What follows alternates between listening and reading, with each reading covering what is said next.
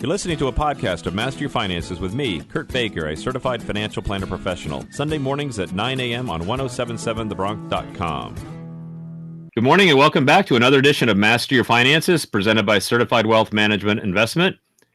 I am Kurt Baker, certified financial planner professional located in Princeton, New Jersey.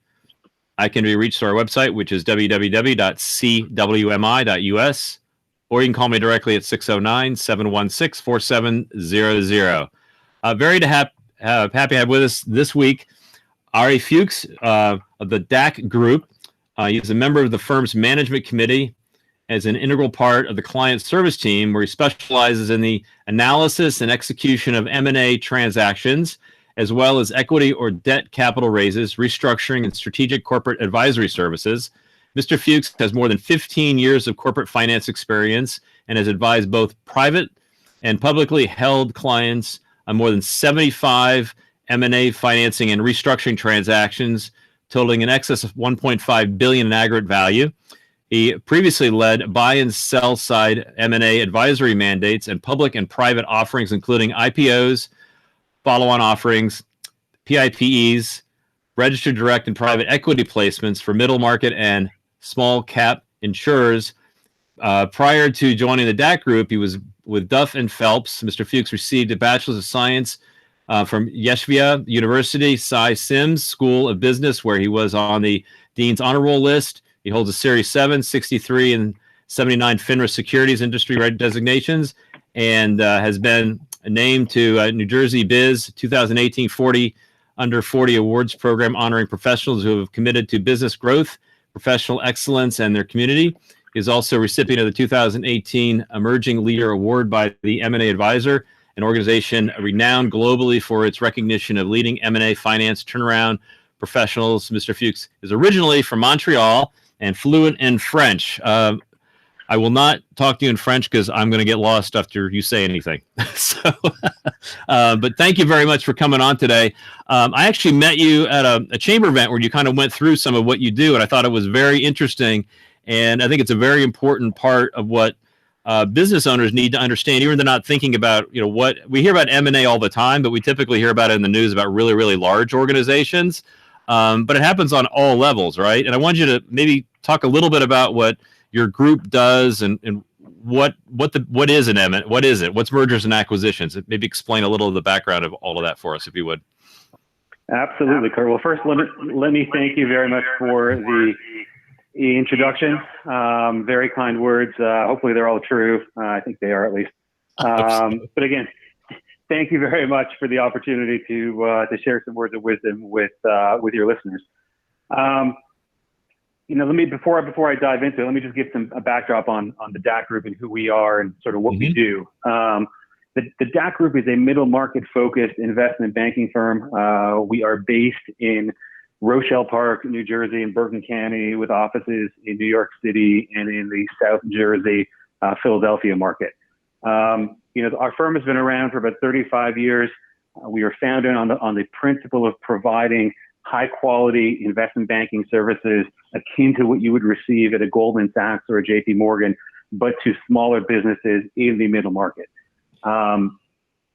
Would you mind explaining what middle market is? I know we hear that term a lot. Would you mind, how do you define what middle market is? How would you define that?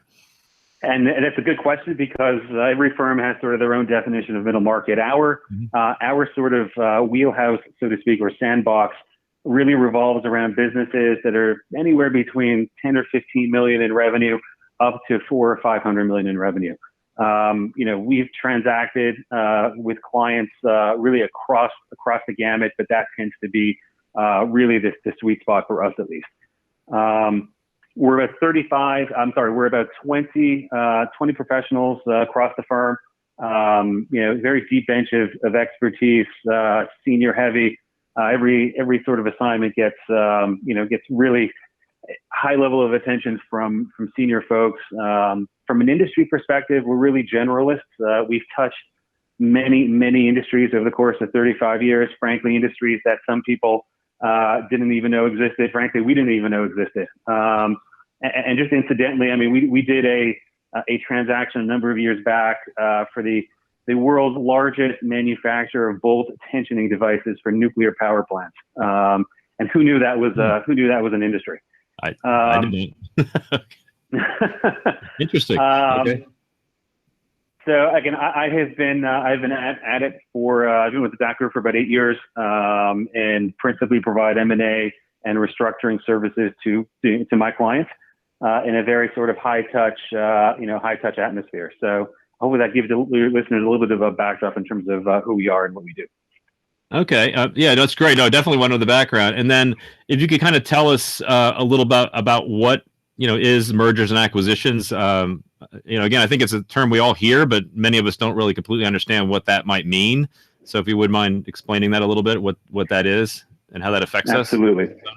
us. Absolutely. So mergers and acquisitions, I mean, we work with middle market business owners in helping them grow their business through acquisitions, which might mean acquiring a new product line, entering into a new geography through an acquisition.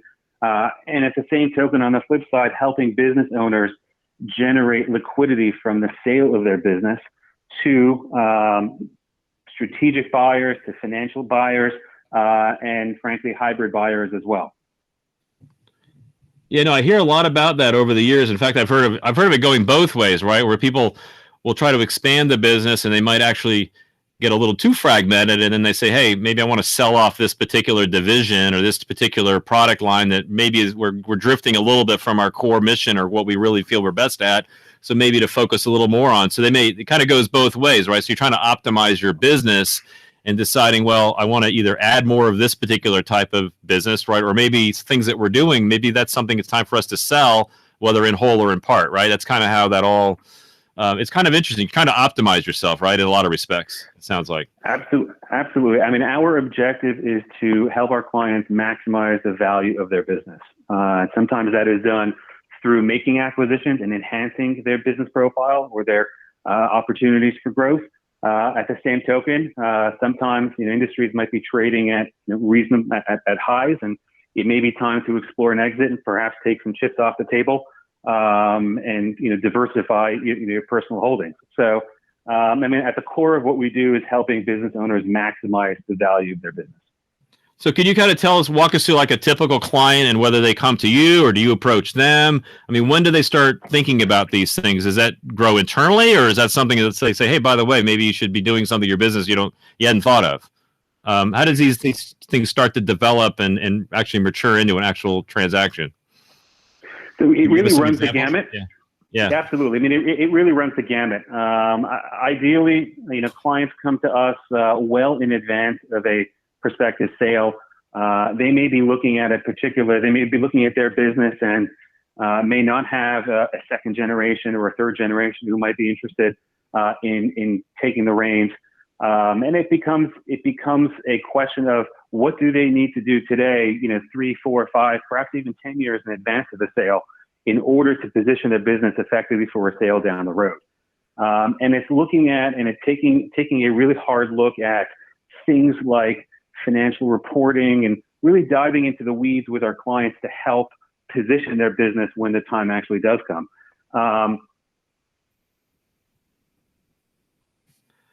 So a lot of this, and this is something that I've seen over the years when I've dealt with small business owners, is I know many of them are pretty good. I mean, you're dealing with kind of middle market, so they're probably pretty well documented. But I know smaller ones don't necessarily keep the records with the idea that someday they're going to sell it, or even if they try to finance it, they need to. I think a lot of us as business owners should pay a little more attention to that on an ongoing basis, because then when you are ready, even if it's you've done that documentation, especially if you need 3 to 5 to 10 years worth of information, right?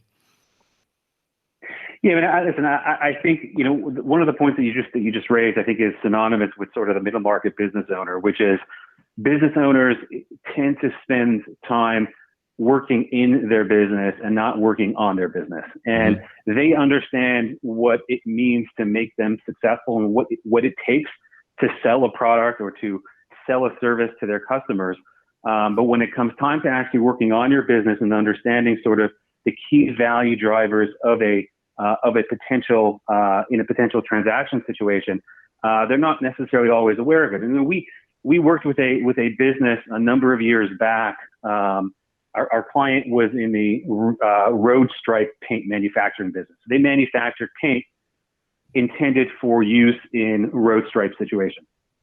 And initially, they came to us and had a very successful business. They came to us and said, "Hey, we're ready to pull the trigger on a sale. I think the time is right.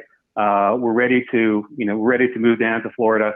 And we sat down, took a real hard look at their business, and thought initially, well, hey, you've done a number of things right.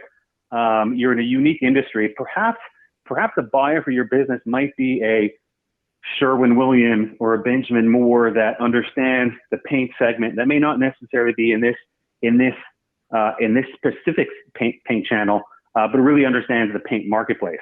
And fast forward downfield, we actually, over the course of our short engagement, we learned a whole heck of a lot about the business, to the point where we learned that each state has their own shade of yellow and white road stripe paint.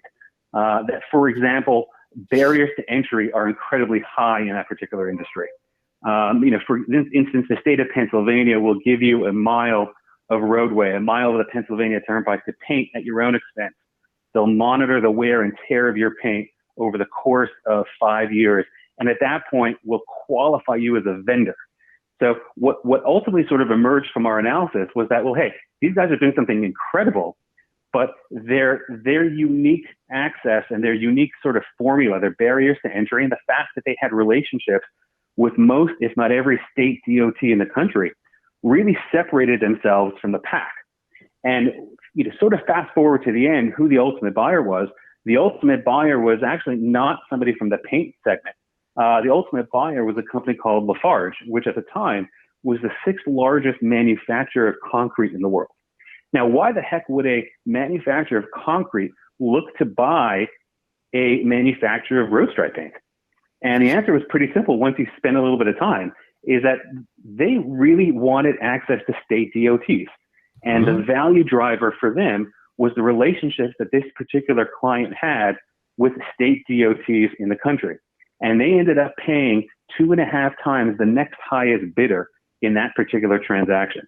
So it's being able to look at a business from a 30,000 foot perspective, understand what the key value drivers are, and then identify buyers to whom those value drivers are going to resonate. That's sort of what we do best, and that's frankly, how to achieve a premium value in an M&A scenario. Wow, that's amazing, Ari. Appreciate you walking us through that. That was a great example. You're listening to Master Your Finances. We'll be right back. Welcome back. You're listening to Master Your Finances.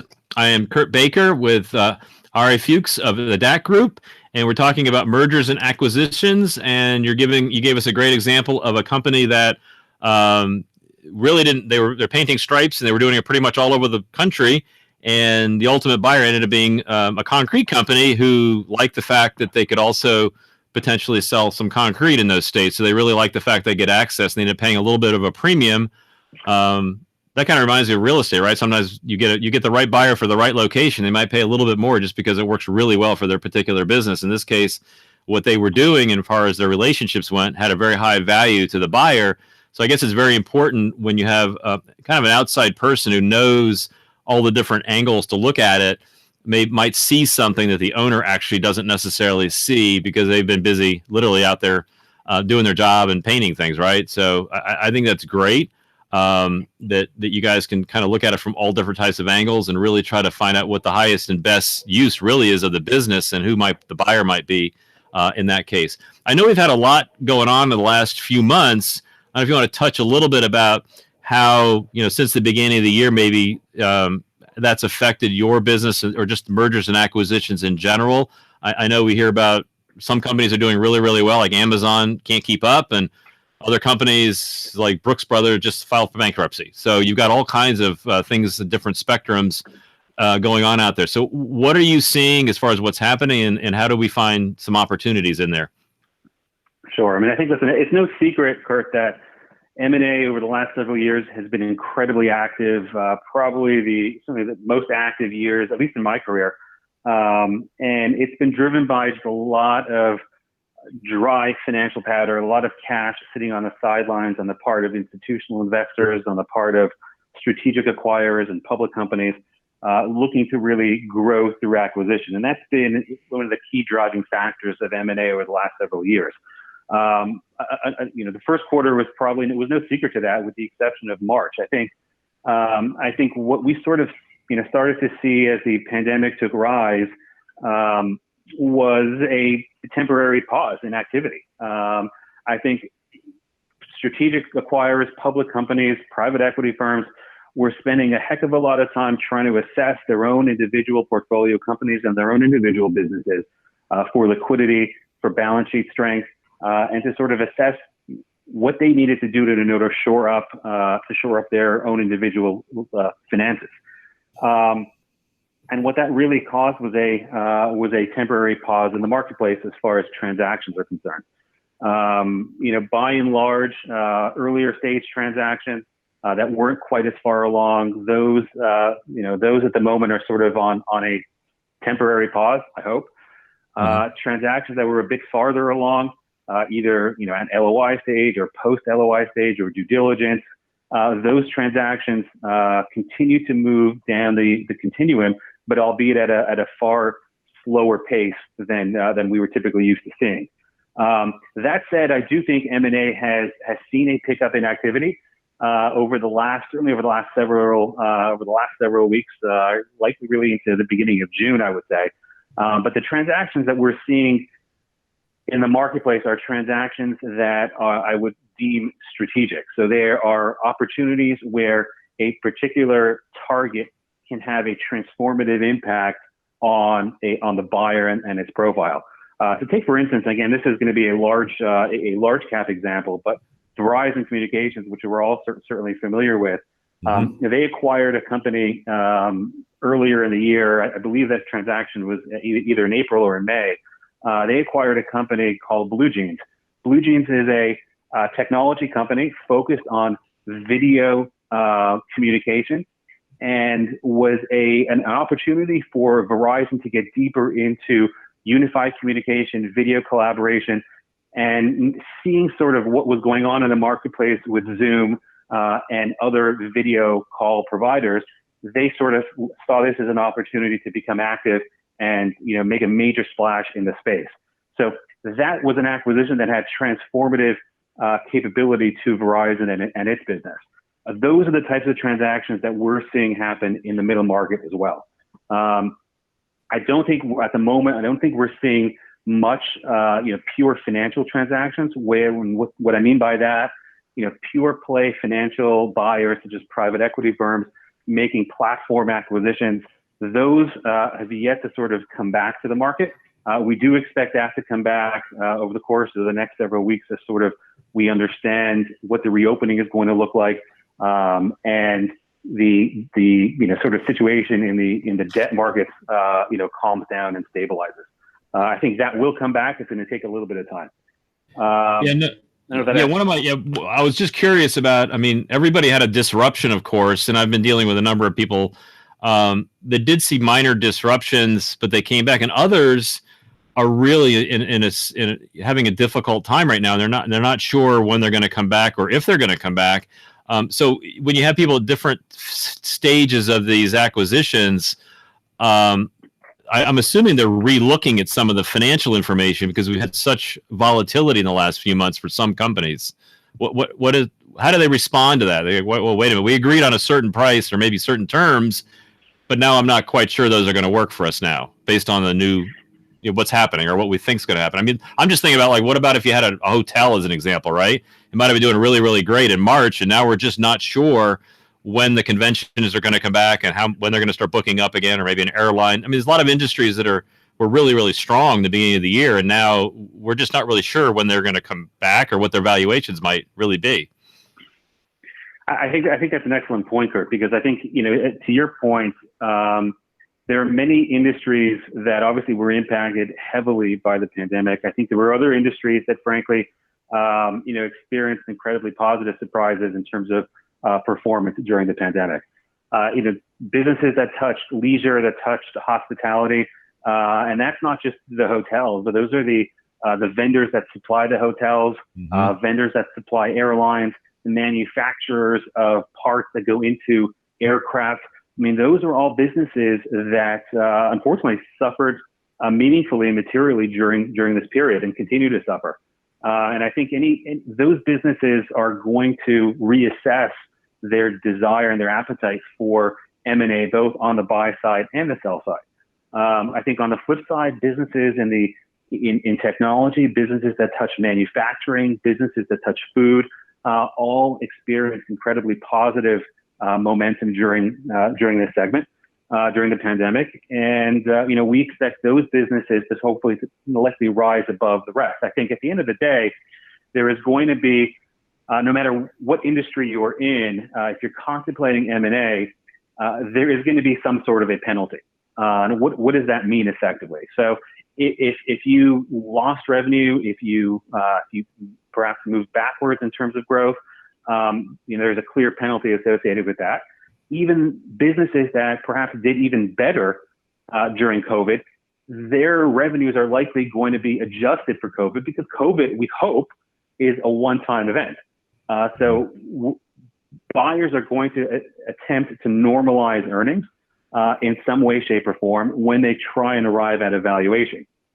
Now, I think what we're going to see during this sort of interim period, there is going to be much more use of structured transactions. So typically transactions, at least over the course of the last several years, have largely been, purchase prices largely been made up of cash. I think now we're going to see a combination of cash, perhaps an earnout, perhaps seller financing, in order to manage the risk to a buyer, both upside risk and potential downside risk, or upside reward and downside risk, in order to sort of manage that on the part of a buyer. So we expect to see more structure in transactions going forward. Yeah, you kind of went over that really well. Would you mind kind of explaining? I mean, I think we understand cash, but how do you use those the earnout, the seller financing? What are some ways that a buyer and a seller might use it to? Because of course, as you just pointed out, some businesses might be artificially depressed, and some businesses might be artificially inflated because of what's been going on the last few months. So somehow, I mean, a buyer and a seller want to come to an agreeable number that they think is fair on both sides. And of course, they might be further apart on that right now, because one's going to say, "Oh, well, we're going to stay at this higher number." The other was like, "Oh, no, you're going to go right back to where you're at before, 3 months ago." So can you explain a little bit how you use some of those tools to help the transaction connect together when these volatility is involved like this? Sure. I mean, I think as looking at transactions like this and how buyers tend to use, and remember, we generally represent sellers, so our preference is to have as much cash up front. Given the dynamics in the marketplace today, we sort of expect buyers to come back to us with either seller financing or an earnout as a means to bridge sort of that valuation gap. And what that means is that, well, hey, if your business performed exceptionally well, or you think your business is going to perform exceptionally well in the second half of the year, or perhaps in 2021, as a buyer, we're prepared to pay you for that, but you need to show us that performance. And when you show us that performance, we'll pay you out for it in the form of an earnout. And the earnout and seller financing is really a means for a buyer to bridge the valuation gap between what the valuation of the business is perhaps today and where they think, or where a seller might think it might be in the future. Yeah, I appreciate you explaining that. So you're getting still a considerable amount up front, but when you get to the nuances of that variation, you might say, okay, well, that's fine. If you could prove it out over the next 12 or 24 months, we'll maybe give you a little more, or maybe you'll take a little less if it doesn't work out that way. I appreciate that very much. You're listening to Master Your Finances, and we're going to be right back. Welcome back. You're listening to Master Your Finance. I'm Kurt Baker here with Ari Fuchs of DAC Group, and we've been talking about how you guys have been working through the pandemic and still analyzing companies and still looking at there are opportunities out there, and how we have to really take into consideration some industries are doing probably a little better than they might be doing a year from now, only because they've gotten a boost in business because of what's going on, us working remotely and things like that, as well as some that have been depressed a little bit, like restaurants and hotels. So when you're dealing with the actual mergers and acquisition, you want more of a realistic long-term. And you talked a little bit about how you could structure those, and you still like to see a decent amount of cash up front, but you can use things like the earnout and which is kind of deciding if you meet certain targets, you get extra money, or a little bit of seller financing to kind of stretch the valuation to where it's agreeable on both parties. So you're using a little bit more of that, which I think is good. So deals are still getting done. Some industries doing well, others are a little depressed. But maybe we should talk a little bit about the fact that I'm sure you've been affected just physically as an office, how you do this. I know in my picture, we're doing a merger and acquisition. We're going to get the parties together. We're going to talk a little bit about what you do. You're going to meet with the owners and things like that. And so how do you do it differently? And maybe what are you doing that's similar to before the pandemic hit a few months ago? Sure. I mean, social distancing has clearly had an impact, certainly on our business, but frankly, on business as a whole, particularly, service-oriented businesses. I think, we're a firm of 20 professionals. The vast majority of us are at the moment working from home. And we've sort of gotten used to it. I think clients, professional advisors have gotten used to it. And I think we've seen the increased use of technology play a tremendous part in helping transactions move down the timeline. Using things like virtual data rooms, which again have been in existence and in use, frankly, even absent social distancing. But the increased use of video, both for video calls as well as video tours. Buyers frequently, like to come in to kick the tires, certainly in situations when there's a manufacturing or production line. That type of due diligence at the moment is being done through video, both recorded and live. Obviously, meetings that are geared to moving transactions down the timeline, those are now being done through video. But I would be remiss to say, transactions are not closing exclusively on video. There will always have to be a human element of touch to get deals done. At the moment, we're sort of seeing those in-person meetings sort of move towards the tail end of a process. And it's a struggle as bankers because, frequently our management teams and the teams that we work with, they are the best advocates for their business and they sell their business the best. So we try as bankers, to ensure that buyers meet with our management teams as early as possible in the process in order to sort of effectively start the sale process with a particular seller. But clearly the use of technology has continued to play a major role in getting deals done. Yeah, you bring up an interesting point because I know, we really come down to being human beings, even though this is a very, financial transaction. And I've known people, just all types of transactions, whether it's real estate or a business or whatever the case may be, is when they connect people together, if they get a bad vibe or bad impression of them, they may be less likely to work with them because they may not trust them, right? A lot of this has to do with trust, especially when you're buying a business. And so I can see how a personal connection, at least meeting or talking to the leadership of an organization that you're thinking of buying or you're thinking of selling to, because you're going to go through a pretty in-depth conversation, or you're going to reveal a lot of information about yourself, your business, et cetera. And most people are not likely to do that unless they have a decent comfort with that other party, right? I don't want to get involved with you if I don't think you're acting in good faith and I don't think you're going to move with good faith, right? So, yeah, you mentioned that a little bit. So I'm kind of visioning. I know a lot of people like to see or meet that person, right? So how have you worked through that, or you just? Selling a business is probably, for most people, the single largest corporate finance decision they've ever had to make. Mm-hmm. And people like to do business with people they trust. And mm-hmm. trust is something that takes time to develop, and frankly develops quicker when there's an in-person setting and an in-person call. And it doesn't happen once or twice, but it has to happen over several meetings, perhaps over weeks, in order to gain the trust. And again, likely a seller, was not completely walking out the door when they sell their business to a buyer.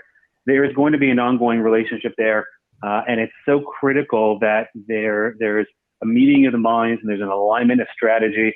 And again, some of that can certainly be accomplished remotely, but the vast majority of that really needs to be done in person. And I think both buyers and sellers now in this current market are making that extra effort to spend the time together, both virtually and in person. And I think those connections are happening, but it's taking longer for those connections to occur as a result of sort of where we are with social distancing. No, I think that's a good point, but it can be done. I guess the bottom line is it can be done. It just might take a little longer. So if somebody's on the buy or the sell side, they'll have to just understand the process just may take a little bit longer than it might have a year or two ago. Is that kind of where you're at this point? Because it just takes a little longer to get all that together, is what it sounds like. I think that's the right way of putting it, Kurt. I mean, it is taking a little bit longer, but it is certainly happening. Okay, great. And I like the fact that because I remember when I think it was a real estate, like you weren't allowed to go see a house there for a period of time, and then all of a sudden because everybody's doing virtual tours, but at some point you need to see and you have to kick the tires, so to speak, right? You want to go in the building and see what's going on. And so at what point do people typically go out and do that physical visit? Maybe you're doing the video, but there's only so much you can see with video, right? I mean, people still want to go there and see what's going on. So how does that typically work these days? Historically, visits occurred early in the process. Okay. It occurred once you sort of narrow down the buyer field to the most likely candidates. At that point, we would sort of invite those buyers in to meet with management, kick the tires, and frankly, do it really all at once. And you really started that face-to-face interaction much earlier in the process. Mm-hmm. I think there is a lot that we can do today in order to sort of kickstart that. And again, we talked a little bit about sort of using video tours and certainly video calls to sort of kickstart that. But we encourage, to the extent buyers are comfortable, and certainly maintaining with the proper social distancing. But we encourage those face-to-face meetings to occur, not just between the buyers and the sellers, but frankly with the sellers management team, because you're not buying an individual, you're buying an entity, you're buying people, and there has to be a meeting of the minds of that culture. And we're certainly emphasizing that outreach earlier, and it's really a case-by-case situation where sort of people, if they feel comfortable getting in a car, getting on a plane, to make those meetings happen. And again, to the extent that those transactions are incredibly strategic, we're seeing those meetings happen earlier and earlier. But at the very least, those meetings are absolutely happening, towards at the very least towards the tail end. Oh, that's great. No, I'm glad to hear that, because I mean, it is critical that we do get together at some point, because again, we're human. We want to see what the entity is doing, and the management team, as you point out, is key. And that's one of the things they say when you're a small business owner, is you want to make sure that you set up your organization so in theory you could step out and it'll still run, right? So that's where the management team comes into play, where you have the expertise is within the company to keep running it, even if the founder is not necessarily active in the day-to-day. It's more of an option for them, and they kind of step back and do more of an advisory capability at that point. So that's really kind of part of getting it ready. And then when they meet the team, right, then the buyer needs to know what they're getting as far as the actual entity goes, because businesses ultimately come down to people, right? And that's kind of what you're getting. So I think that's an important process. Absolutely, Kurt. And I think, again, to your point, it speaks to what we mentioned earlier in terms of pre-transaction planning. It's understanding who the key individuals are within your business, ensuring that they remain incentivized, ensuring that they're part of the management structure of the organization, because we all know, again, that whether it's a second generation or whether it's a second layer of management, those individuals are critical when it comes time to a sale. And it's important to identify who those individuals are and maintain high quality relationships with them. Yeah, you bring up a valid point, and I guess when an owner leaves, so to speak, and you have senior management, I'm assuming you want some continuity as a buyer. So that's probably part of that conversation about how those roles might integrate into a larger entity, or whether they're going to be run standalone, or whether they're going to come under another umbrella. I mean, isn't there some concerns when somebody's being acquired, as far as those people that are going to be part of the acquired entity? And how do you typically try to address those with people? So I think, when we approach a particular client, I think we try, and our objective is to provide our clients with optionality. Some clients come to us and, we sold a business several years ago. Our client said to us, Ari, I'm a really good entrepreneur. I'm a really good visionary, but frankly, I'm going to be a terrible employee. So find me a buyer that's going to take me out whole. I want 100% cash, just get me out. And we said, hey, Frank, just make sure, just let us do our work. Let us sort of give you the options, and then have a sense and take a look what those options look like, and then make your determination at that point. And sort of fast forward to the end, and we brought Frank a whole slew of options, some of which involved entirely cash out, some of which were with financial sponsors that were going to partner with him and bring incremental resources that he could not have brought on his own. And the ultimate transaction basically was one in which he continued to hold a sizable minority stake in his business because he saw the resources that these buyers were going to bring to bear for his business, and frankly saw an incredible opportunity for that second bite at the apple. So he took a chunk out up front in cash, and then that equity stake was frankly likely at this point worth as much, if not more, as the original cash purchase. So our that's objective amazing. Our objective is to provide optionality. And if a buyer wants to exit stage right at the beginning, we can create a situation for that. If a buyer has confidence in his business but really just wants to take some chips off the table and reduce his risk, we can engineer a situation for that as well. No, I think it's fantastic. You brought up another great example of when, again, somebody kind of looks at your business from the outside and sees things that you don't necessarily see because you're so close to it. In this case, somebody was ready. They just want to step out the door and take their money and go. But now they got excited again, like, wow, I really like what you brought, and I actually want to stay involved with the new entity at some level. So it's a win-win, right? So he got his money, and he got to still do probably what he enjoyed very much, which is amazing.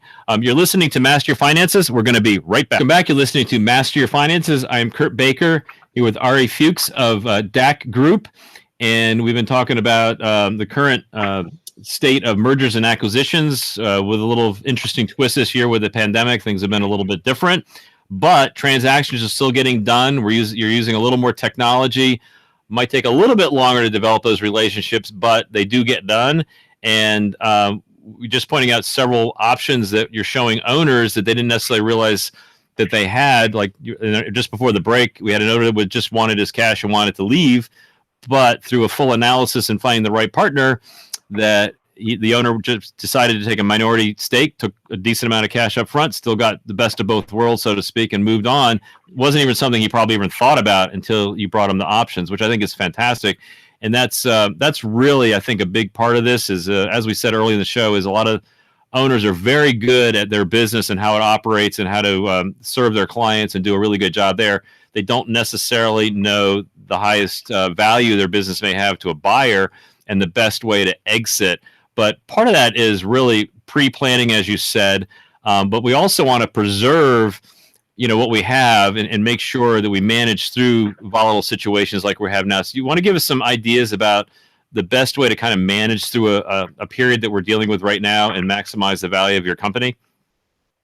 Sure, Kurt. I mean, I think success or failure during this time frame, during this pandemic, is going to depend on a business owner's willingness to adapt to sort of what the new reality is. And, we've sort of taken a look at this and identified several, key, tangible, actionable steps that business owners can sort of look at and initiate in order to preserve and enhance the long-term value of their business. So what are some of those examples? So I think number one at the very top of the list is going to be what we call sort of liquidity management. And what does that mean? That means cash is the lifeblood of any business. And ensuring that the availability of cash throughout these uncertain times is incredibly, incredibly critical.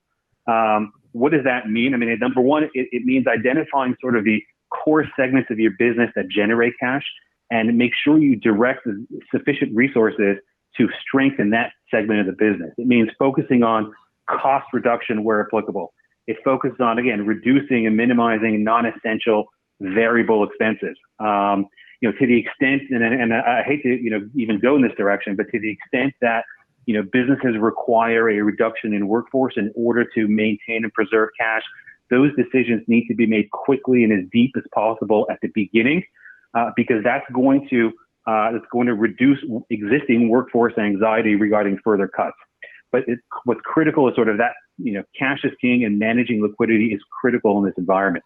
And along that same vein, the ability to sort of forecast and stress test your financials for all potential scenarios. So, whether that means a reduction in customer demand, what might that mean?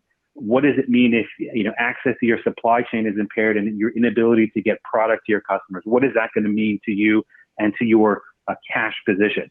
Those are critical things that at the front end of this, we've recommended and continue to recommend clients to look at. Certainly, we talked about key individuals and business continuity planning, assessing and understanding who your key employees are, making sure that they're motivated and they're incented to produce, identifying and assessing and protecting your supply chain, protecting your ability to collect cash from customers, and managing very tightly your accounts payable and receivable, which are both inflows and outflows of cash. And some of the more traditional tangible items, again, communication is critical. Transparent, regular communication is so important. Employees have such a thirst in this uncertain market for knowledge. They want to understand and sort of hear what's going on at the top. And even when the responses are, you may not have full vision and guidance, but I think people have a thirst for that communication. That is also incredibly important. And I think, listen, at the end of the day, this period, to the extent that you preserve your cash position and enhance your cash position, there are going to be opportunities for you as a business owner to capitalize on, whether that's making acquisitions of potentially distressed competitors, maybe it's accessing a new geography, or maybe it's buying a new product line. If you properly manage your liquidity and your cash, you're going to have opportunities that others will not have access to. And, we're constantly coaching and advising our clients to look at things like that in order to, again, preserve and enhance the value of their business. Yeah, you just brought up a whole lot of great points. But you're right. And I think we always talk about a cash quota is king, right? And especially in times where you have some unknowns in there. And I know that most small business owners, at least the ones I know, are very, very much connected to their employees, but also you have to really pay attention to the spreadsheet, right? You really have to, in my opinion, and maybe you can correct me here, but I think you have to set some kind of goal target, right? You have to say, look, if we decline a certain number, we've got to lay off one or two people, whatever the case is. You've got to put it down in a plan and then just follow the plan, because the problem I think sometimes small business owners have, well, I really like my employees, and they'll just draw their cash down because they're trying to hold on to everybody, when in reality, the business model is just not being supported, and they should be making cuts. And I think another thing you brought up, I think it was good, is the supply chain. I remember hearing about like the grocery stores and how the restaurants stopped buying, and then we couldn't get meat because the way they package it, I guess, was for restaurants, and we couldn't get milk. And so I guess communicating with your supply chain to find out what their capabilities are, and making adjustments on that end too, and keeping all those lines open, and being proactive, I guess, about all of these different aspects of the business, right? Is that kind of, am I saying that right? You are, Kurt, you're right on the money over here. I mean, I think, one of the key things, and again, I think it's so important, certainly for your audience, I believe, that they take a long and hard look at their business. And I think there has to be a combination sort of emotion, but it also has to be rooted in, you call it the spreadsheet, call it the financial, call it performance. And it's incredibly common to see business owners in what we sort of call the 51st state. Now, Kurt, do you know what the 51st state is? Well, I think Peru wants to be, so maybe not. Well, the 51st state, Kurt, is a state of denial. And business owners, okay. It is incredibly common to see business owners sort of push things off and think things are going to get better quicker. And inevitably, by pushing off the difficult decisions, you end up putting at risk the value that you've worked so hard to create.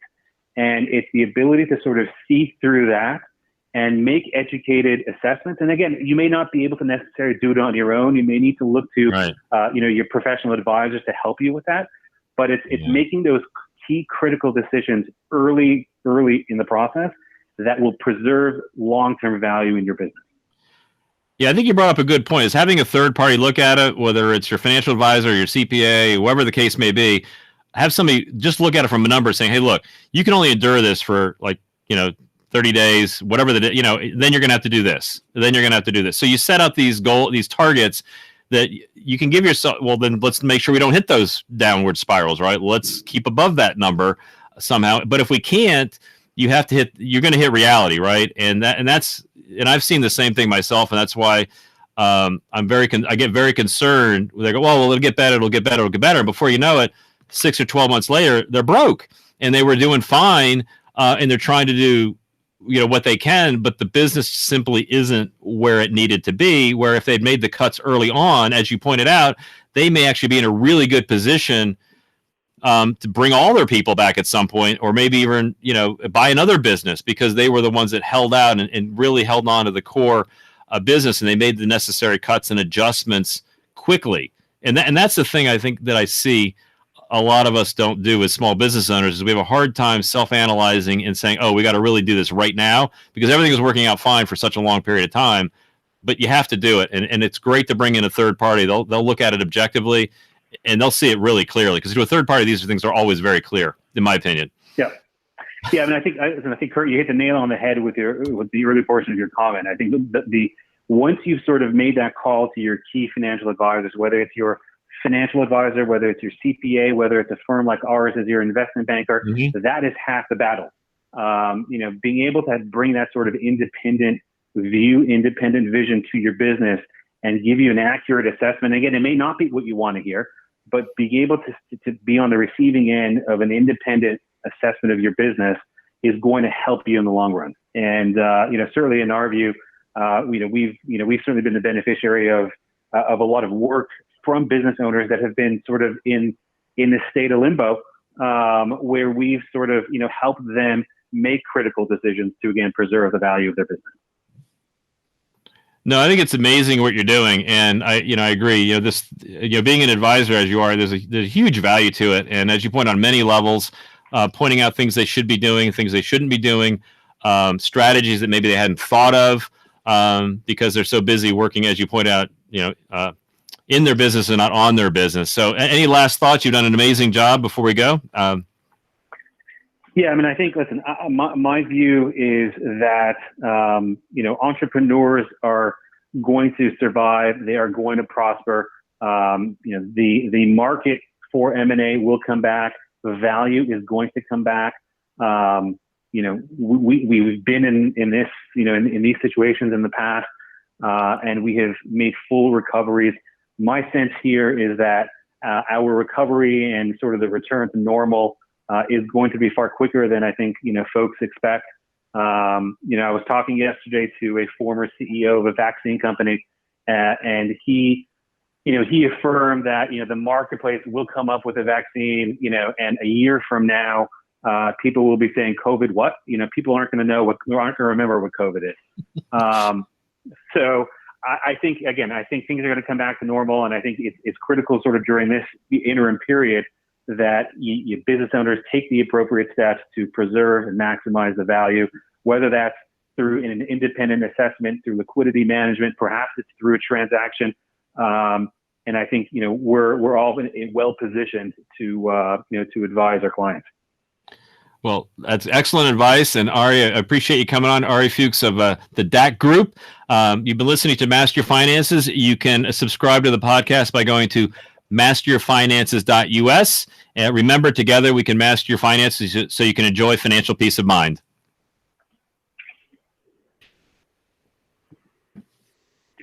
Okay. Nice. Thank you, Ari. That was excellent.